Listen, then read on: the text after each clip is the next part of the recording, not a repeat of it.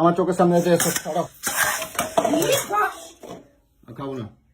বস ওখানে বলে দিলাম, ওখানে বস।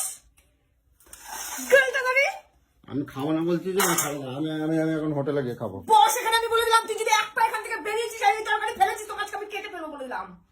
বস এখানে বসতে বলেছি। আমার তুমি জোর করে খাওয়া বা তুই বসতে বলেছি তোকে আমি। তুমি আমাদের জোর করে খাওয়া বা তোকে আমি বসতে বলেছি।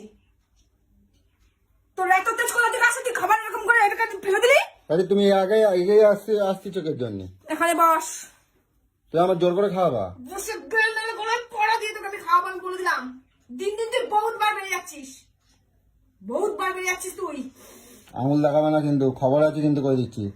আমি খাবো না বলতেছি, আমি খাবো না। তুমি খাও, তোমার শুকনো রুটি, তোমার বাসি তরকারি তুমি খাও, আমি খাবো না।